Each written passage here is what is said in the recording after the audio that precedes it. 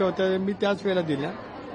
त्या घडलेल्या घटनांची मी तीव्र शब्दामध्ये निषेधही त्या ठिकाणी केला.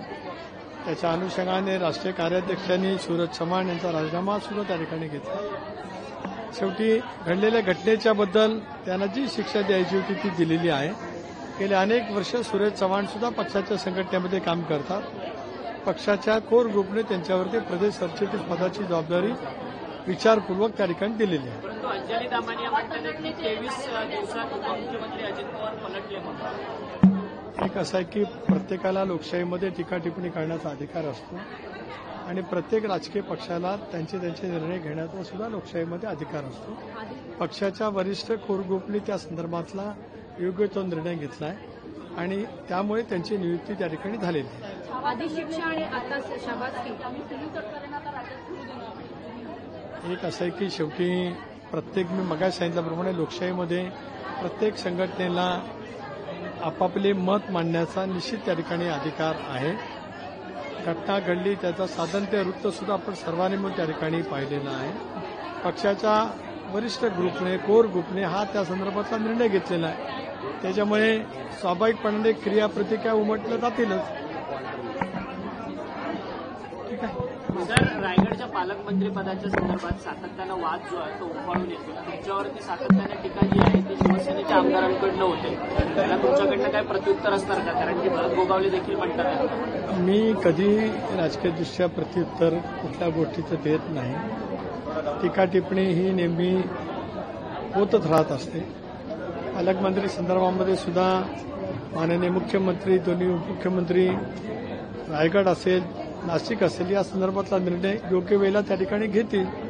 आता ध्वजारोहणाचा निर्णय हा सरकारने माननीय मुख्यमंत्र्यांनी त्या ठिकाणी घेतला. त्यामुळे उद्याचं स्वातंत्र्य दिनाचं ध्वजारोहण त्या ठिकाणी आदिती तटकरे करतील. त्यामुळे टीका टिप्पणी जरी झाली तरी त्याला उत्तर देणं माझ्या स्वभावात नाही. मी माझ्या कृतीतून ज्या पद्धतीने लोकांची सेवा करायची असते ती करत राहतो. लोकसभा सदस्य या नात्याने मी नेहमीच या भावना व्यक्त केल्यात की महायुतीच्या सर्वच घटक पक्षांनी मला सहकार्य केलंय. त्याच्याबद्दल मी कधी नाकारलेलं नाही. बाकी इतर गोष्टी ह्या राजकारणामध्ये ज्या वेळेला आघाडीची सरकार येतात, युतीची सरकार येतात, त्याला काही प्रमाणामध्ये उमटत असतात. खरंच तुम्ही प्रतिक्रिया दिलेली आहे, पण तरी सुद्धा प्रश्न असा आहे की गोगावले आणि तटकरे यांच्यामधला वाद इतका विकोपाला गेलाय का की सरकारला त्याबद्दल निर्णय घेता येत नाही आणि म्हणून पालकमंत्री पदासारखं जे पद आहे त्याला भरण्यासाठी किंवा त्याच्यावर निर्णय घेण्यासाठी इतका कालावधी लागतो. आता त्या संदर्भामध्ये मी खूप वेळा बोललेलो आहे. यापेक्षा अधिक या विषयावरती बोलावं असं मला वाटत. सर, हिंदी में जानना चाहेंगे जिस तरीके से पूरे एनसीपी की लगातार बैठक शुरू है अलग अलग जिले में, क्या कहना चाहेंगे सर? राष्ट्रवादी कांग्रेस पक्ष की महिला संगठन रूपाली चाकणकर के नेतृत्व में चला है. आज हमारे पूरे राज्य के विभिन्न जिलों से जिलाध्यक्ष, स्टेट के पदाधिकारी वहां पे आए थे. हमारी सांसद सुनेत्राबेनी पवार उन्होंने भी मार्गदर्शन किया.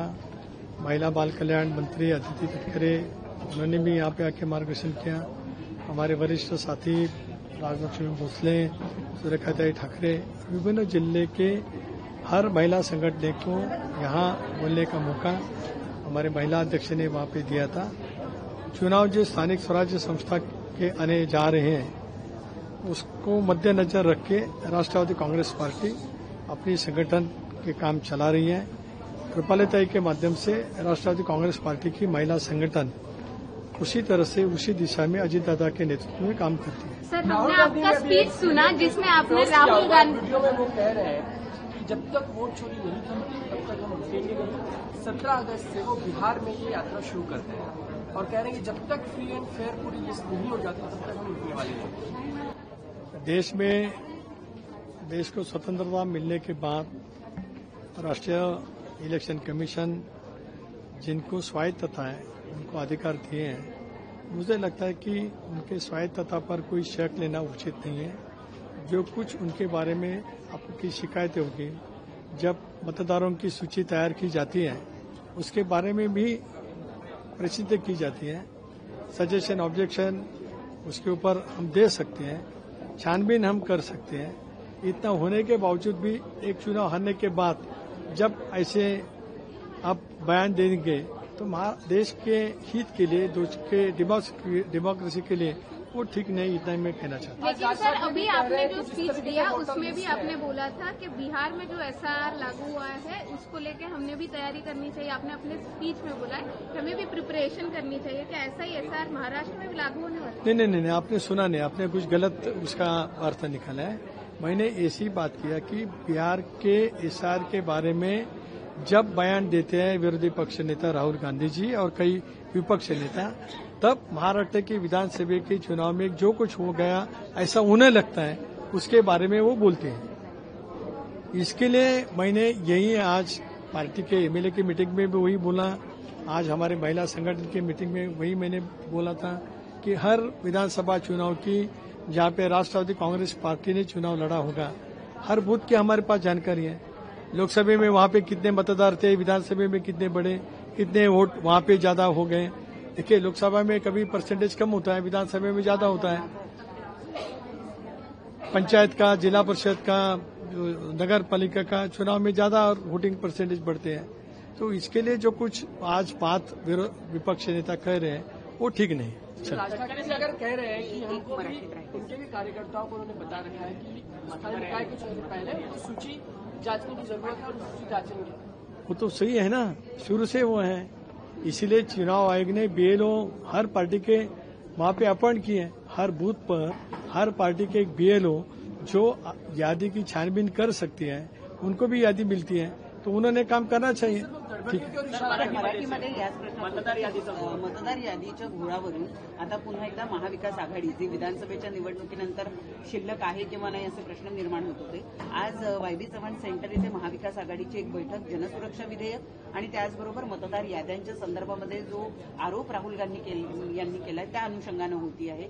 पक्षाची भूमिका काय या सगळ्या मतदार यादीच्या घोळाच्या संदर्भात? मतदार यादीचा काही घोळ नाही।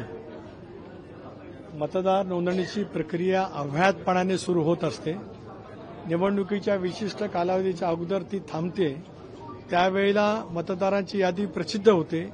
त्याच्यावरती हरकती किंवा सूचना मागण्यासाठी निवडणूक आयोग कालावधी देतं। जे राजकीय पक्ष त्यांचे बूथ कमिटीचे पदाधिकारी योग्य पद्धतीने छाननी करतात, त्यांना कळू शकेल नेमकं याच्यामध्ये काय झालेलं आहे। आणि त्यामुळे एक खोटं नॅरेटिव्ह सेट करण्याचा प्रयत्न पुन्हा एकदा विरोधकांच्याकडनं केला जातोय। राष्ट्रवादी काँग्रेस पक्ष आणि महायुती म्हणून आम्ही सगळेजण सतर्क आहोत। धन्यवाद।